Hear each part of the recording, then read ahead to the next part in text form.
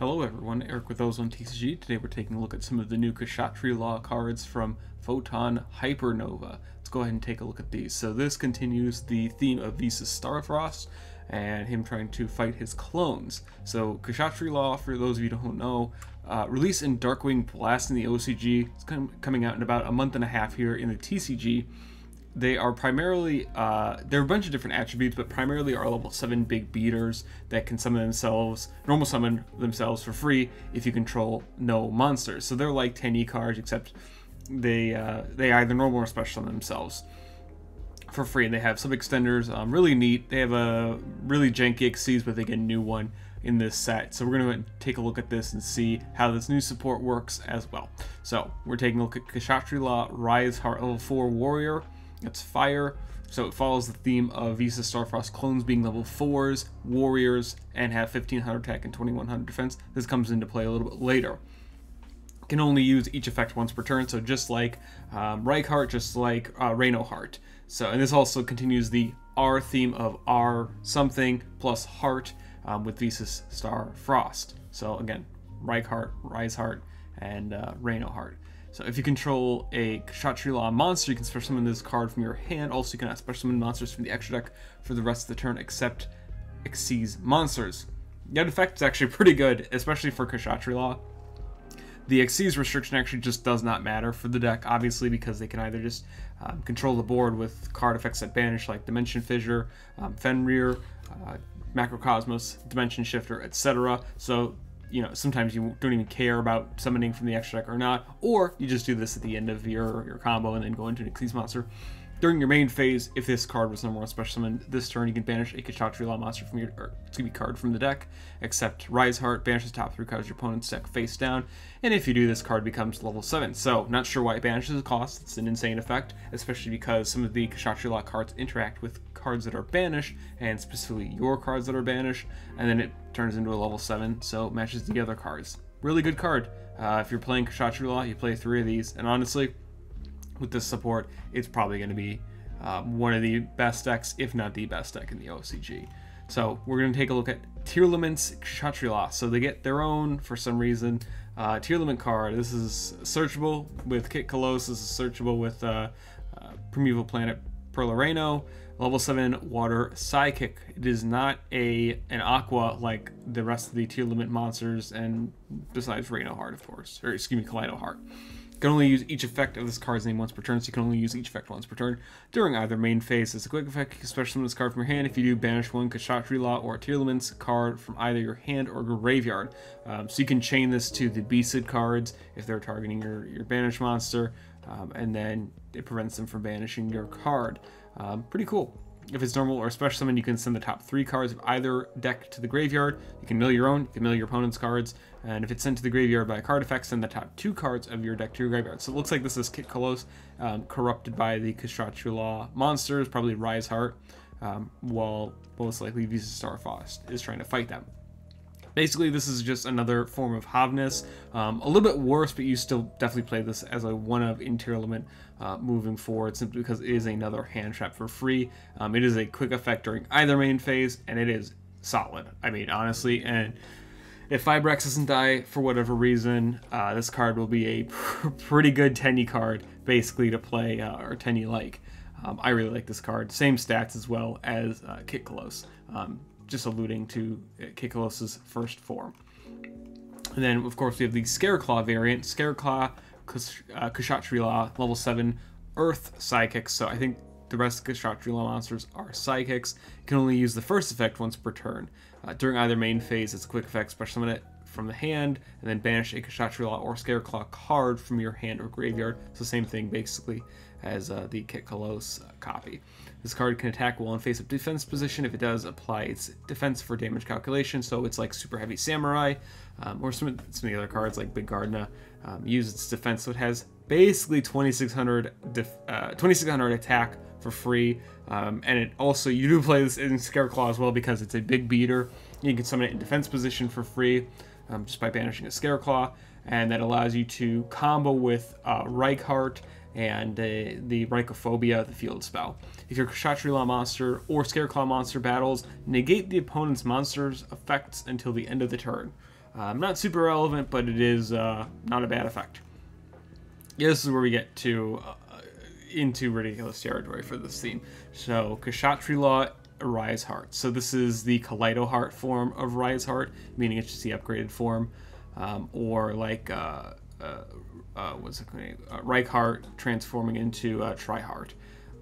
Level 7 Dark Machine, so kind of orcish is, kind of reference there. 3,000 attack, 3,000 defense, 3 level 7 monsters, but once per turn, if your Kshatri-La Shangri-La has activated its effects this turn, you can exceed summon the monster using 1 Kshatri-La monster. So it doesn't have to be the Shangri-La, it can be any of your Kshatri-La monsters, including Rise Heart. And then you transfer its material to this card. So if you use the one effective Shangri-La to banish an opponent's card, then you can go ahead and just transfer it for free, or just use one of your monsters, anything else. Any card sent to the graveyard is banished instead. Already insane. Doesn't need another effect whatsoever, has 2 more. Once per chain, if a card is banished, you can attach 1 banished card to this card as material.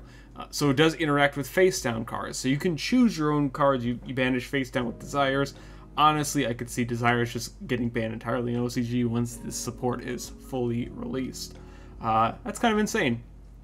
That is not once per turn, that is once per chain. So the more, either player banishes, if you banish your cards from some of the hand traps like Scareclaw and Tearlament, Kshatri-La, you get to get them back for free, basically. If you have cards that interact or banish themselves from the graveyard for free, it immediately triggers, and then, you get it for free.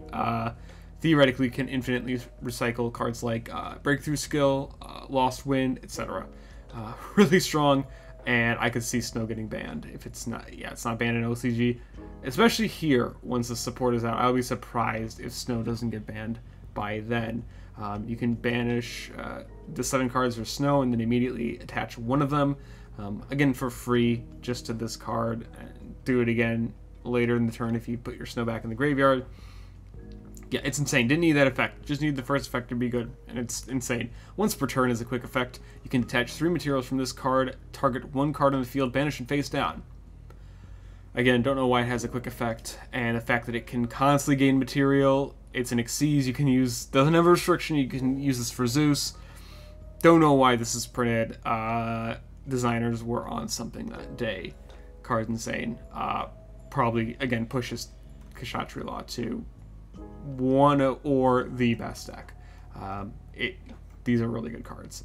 Kshatri-La Papias. So normal spell, you can only use each effect of the card once per turn. Target a Kshatri-La monster you control. Special summon a Kshatri-La monster from your deck with a different attribute and defense. Also, for the rest of the turn, you can't special summon monsters from the extra deck, except it sees. So basically the same restriction as Rise Heart, except you can use like Rise Heart and then special summon any like Fenrir from the deck. And if it's banished, you can target one of your banished Kshatri-La cards, except itself, add it to your hand.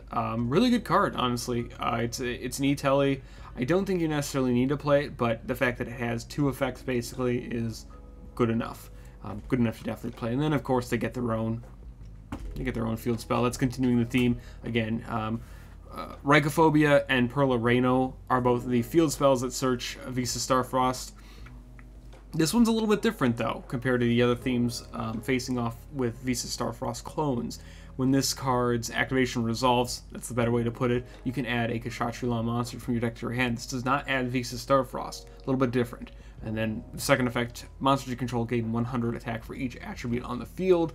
If the first Xyz monster you control activates its effect, you can target a card in the field, destroy it. So this functions a lot like Perla Reno for Kshatri-La. Really good support card. You definitely play 3 of these in the deck moving forward. Kshatri-La Overlap. Target a monster on the field, banish 1 monster with 1500 attack and 2100, this should say defense, from your hand, graveyard, or either side of the field. And if you do, the target gains 1500 attack. So it is free banish for Reno Heart, basically. If you play versus Scareclaw player, you can use that too, but you can probably play this at least 1 copy because it has the second effect. It's literally just Breakthrough Skill as a trigger, not as a quick effect, but still really good. The fact that it can banish either side of the field is worth playing. I think at least one of. And then Kshatri-La Big Bang. You can only use each effect once per turn. Kshatri-La exceeds monsters on the field. Each player must banish monsters they control face down, so they only control one monster. Kind of like a fake evenly match, but also this is going to be really annoying to play around. Honestly, if you guys don't have Chaos Hunter by now, make sure you get it. It's going to be important to have this for the Photon Nova format. Yeah.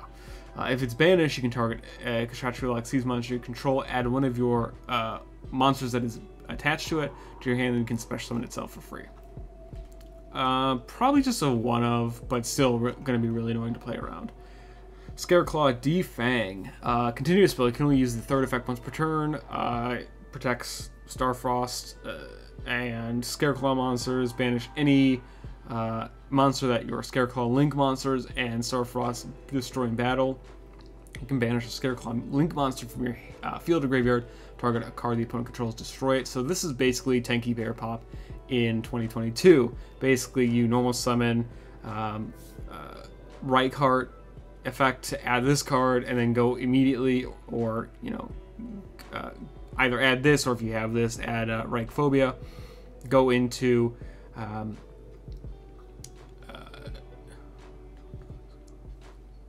the Scareclaw Link 1, and then add, whatever, the Reichphobia, and then add Visa Starfrost, destroy the Link 1, summon this card for free, boom, Defang effect, and then you have a Baron to floor right there. Pretty nutty. It is not a bad card whatsoever. I do think you'll need one, because only the third effect is the thing you're going to be using. But it's good enough to play as just a one-of in Scareclaw variants. And then Trivet Karma, normal trap, you can only use one of the effects once per turn, so you can only use Trivet Karma's effects once per turn, and only once that turn. You can target a Visa Starfrost you control. When effect monster controls negate the opponent's monster's effect. If you do, your monster gains attack equal to half of the original attack or defense, whichever is higher. So if 3,000 attack, cool, they'll gain 1,500 attack. 3,000 defense, they'll gain 1,500 attack. So either way, you're getting an attack boost. You can banish this card from your graveyard, add one spell or trap that mentions Visa Starfrost from your deck, except Trivet Karma, so Foolish Burial Goods, mill this off tier limit. Cool, now you can search Perla Reno or Reichphobia for free without using terraforming. Really, really good card. And then finally, there is a Tearlaments card, another field spell for some reason, but this is actually a named Tearlaments card, Tearlaments Halukia. So field spell again, fusion monsters and Tearlament monsters you control gain 500 attack, so same effect on Perla Reno. And then if Aqua Tearlaments monster is sent to your graveyard by a card effect, whether it be from hand, field, deck, anything like that, send a level 4 or lower Aqua monster from your deck to a graveyard. Then for the rest of the turn, if you send a non-Tearlaments monster, you cannot activate effects of that monster with the same name as the sent monster. So this is basically just your one of, at best, just to send more monsters for fusion materials for your Tearlament cards. You're not going to really want to send like Swap Frog or Ronin Toad and anything like that. I think Swap Frog was just hit in OCG, so this is really just to continue to push and get as many Tearlament monster effects in your graveyard to activate. That is the idea, but surprise, this is actually a TCG ban list, because guess what? We are also talking about the TCG ban list, what I think is going to get hit, because we are probably not going to have another ban list until this set comes out in the TCG, which is probably going to be beginning of January, sometime in January or very early February. So basically, we are going to talk about what needs to get hit, what we expect to happen, and the rest of the year right now. So now we have a bunch of cards that either could be hit, should be hit, or could be unhit, or should be unhit. Let's go ahead and take a look at these. So I think we're going to start with the most divisive cards here, Mystic Mine and Dimension Shifter. I don't think either of these cards are very interactive. Doesn't really make sense. I know a lot of people are kind of simping for this card, saying that it's fine to have because only 2 decks play it. I also just don't think that really this card, the design of it is very good for the game. A lot of the cards on here, that's kind of the general trend, but definitely this card will need to be addressed at some point, or the decks that abuse it should be addressed at some point. Number one, though, I have 3 cards that probably should have gone a while ago. Let me go ahead and move Shifter up here. This card, Mystic Mine, should have gone a while ago. It has never been a healthy card in the game, has never been interactive, has never been a good part of the game. its time is finally gone. And not just because of, oh, well, my control deck, my table 500 deck isn't doing well without it. It has seen representation. It only makes meta decks that are already at the top echelon of the competitive game even better. We see Sprite play it. We've seen Sword Soul at the North American Championship played it. Sky Striker also mained it.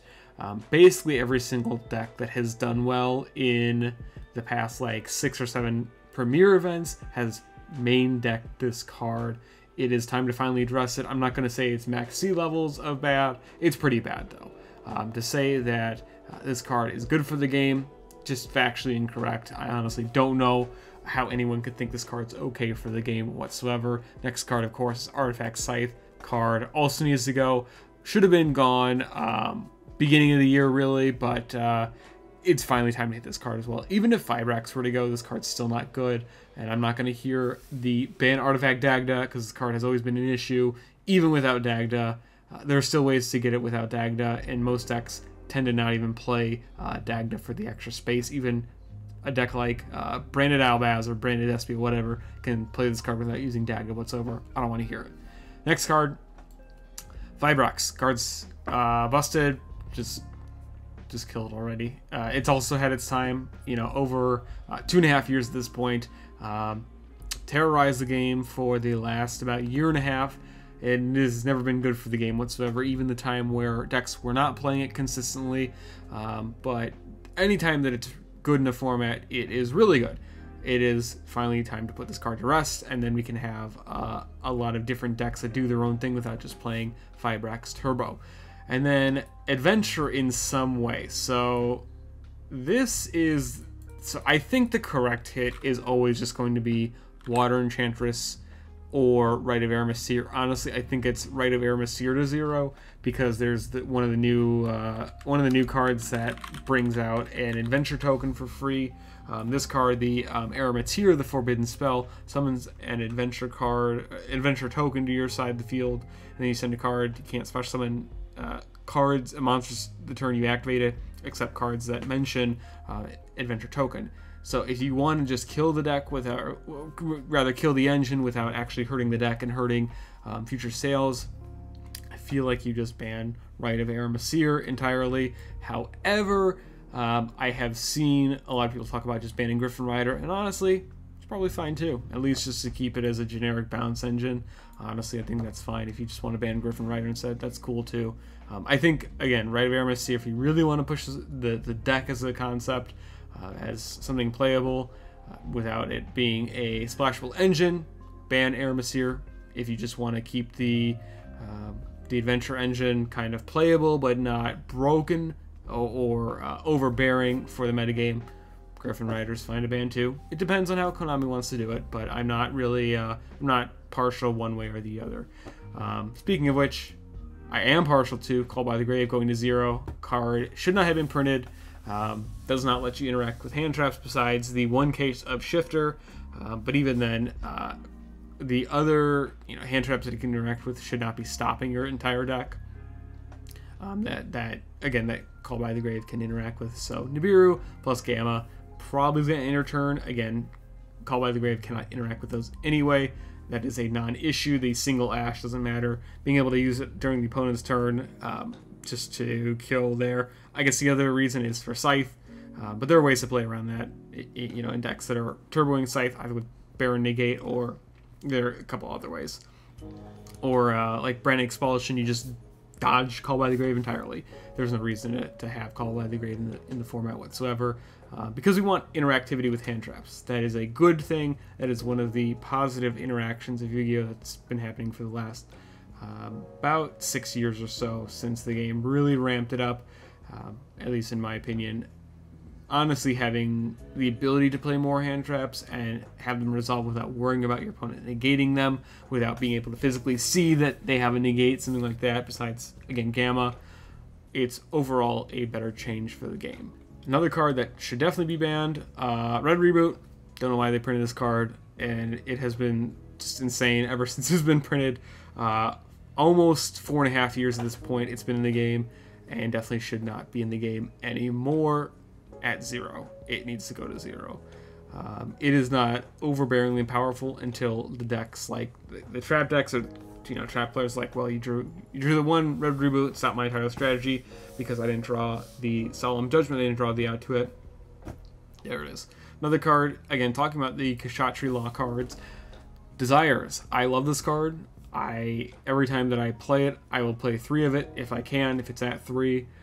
Card should not be legal, though. This card is basically pot of greed for any deck you're playing it in, and even decks like Tearlament that are playing a bunch of 1-ofs are also playing it. Dangers, anything like that, just to draw as many cards as possible. Yeah, the card definitely should not exist in the current game. It definitely overstayed its welcome. I love the card. Literally one of my favorite spells ever printed, but it is a little too good for what it is. Even with Ash existing, it doesn't necessarily force them to have Ash because it's deceptively powerful. Next, we have Fairy Tale Snow. I'm very partial to this card. I do not like this card, and this is coming from someone who plays Danger Tearlament currently. Never liked it. Didn't like it when grass was legal. I don't like it now. It definitely should not have come back. It is a very strong card because the decks that can play it and that can turbo it do. I just don't think there's any justifiable reason to keep this in the game, but if you keep this in the game, you have to hit Curious. I wouldn't say one or the other because I think Fairy Tale Snow should definitely be on the chopping block first. Curious will eventually need to be addressed. This card is very strong and has been in a lot of really interesting mill decks, or decks that use the graveyard again as a second hand for, well, since its release in the beginning of 2018. Definitely will need to be addressed at some point. However, I don't think it needs to be addressed immediately, but it definitely should in the future. But if you don't ban Snow, you have to ban this card. That's the only way that you curb any kind of tier limit power for the next 3 to 4 to even 5 months. We're almost on 5 months at this point. We just passed 4 months. We have no idea when an actual ban list is coming out. I think it's time to kill one of these. And then just some cards that I know off the top of my head. I'm not going to cover everything. These are just things that I have mentally been keeping track of. Mind Control probably should be at 2 or 3. We have Change of Heart at 1. This card's objectively worse than Change of Heart. I don't see why we can't have this card too. Dynamite, this card's fine. Without Diagram at 3, without Card Demise at 3, without anything like that, or Masterpiece, this card's fine at 3. Tenki, also fine at 3, even though it does help Tri-Brigade, and they kind of wanted to push that out of the, mostly out of the format. I think this card's fine to come back as well. I'm not actually too sure about O-Lion. I think even that Auroradon's gone and it can't be tutored up by Fibrax if we ban Fibrax. That is the only way I could even think about putting this card to 1 because it is really strong. And I love this card, but it is a little bit too strong here.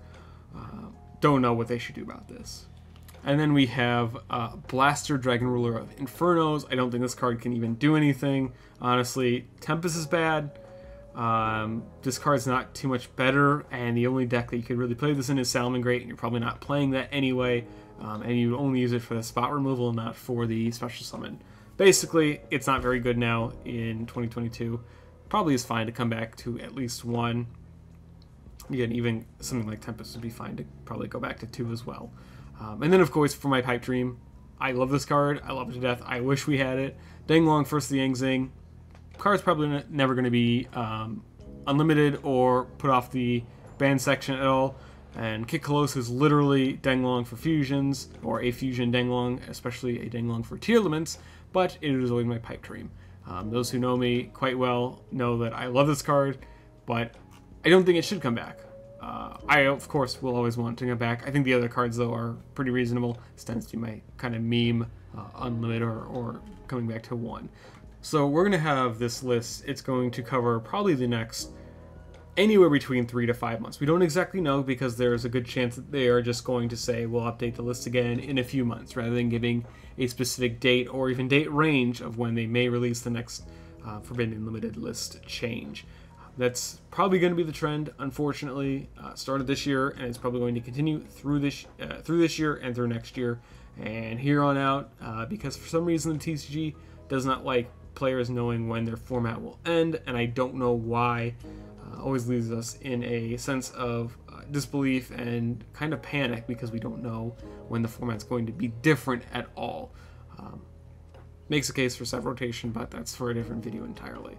Let me know what you guys think about the new cards. Again, I'm concerned about any kind of hits or unhits for, Darkwing Blast, Magnificent Mavens, anything like that, any of the sets moving forward until the next list, probably beginning of the year. Coincidentally, also the same time that Pokemon standard rotation is occurring. Maybe Konami's trying to follow something like that. I don't know. Let me know what you guys think about everything. Eric with OzoneTCG. Thank you as always for watching.